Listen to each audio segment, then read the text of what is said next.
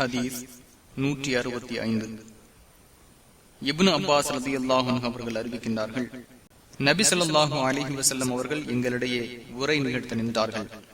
அப்பொழுது, மனிதர்களே, நிச்சயமாக நீங்கள் அல்லாஹ்விடம் செருப்பு அணியாதவர்களாகவும் நிர்வாணிகளாகவும் கத்னா செய்யப்படாதவர்களாகவும் மஹ்ஷர் மைதானத்தில் ஒன்று சேர்க்கப்படுவீர்கள். அல்லாஹ் கூறுகின்றான், முதல் படைப்பை நாம் ஆரம்பித்தது போல் மீண்டும் படைப்போம்.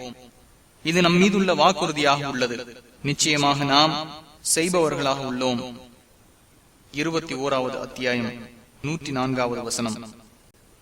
அறிந்து கொள்ளுங்கள், மறுமையில் ஆடை அணிவிக்கப்படுகின்ற படைப்பினங்களில் முதல் நபர் இப்ராஹிம் நபிதான். அறிந்து கொள்ளுங்கள், என் சமுதாயத்தில் சில ஆண்கள் கொண்டு வரப்படுவர்.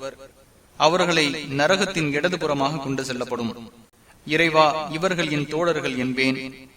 நிச்சயமாக உமக்கு பின்னால் புதிதாக உருவாக்கியது பற்றி நீர் அறிய மாட்டீர் என்று கூறப்படும். அப்பொழுது நான் நல்ல அடியார் ஈசா அலைஹிஸ்ஸலாம் அவர்கள் கூறியது போல் கூறுவேன், நான் அவர்களுடன் இருந்தவரை அவர்களின் செயலை அறிவேன். நீ என்னை கைப்பற்றிய பின்னால் நீதான் அவர்களை கவனிப்பவனாக இருந்தாய். நீயே எல்லா பொருட்களின் மீதும் சாட்சியாளனாக இருக்கிறாய்.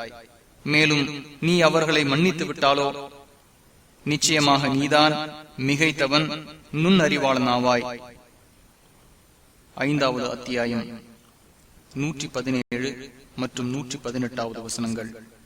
நீர் இவர்களை விட்டும் பிரிந்ததிலிருந்து இவர்கள் தங்களின் குதிங்கால்கள் மீது வந்த வழியே திரும்புபவர்களாக இருந்தனர் என்று அப்பொழுது என்னிடம் கூறப்படும் என நபி ஸல்லல்லாஹு அலைஹி வஸல்லம் அவர்கள் கூறினார்கள்.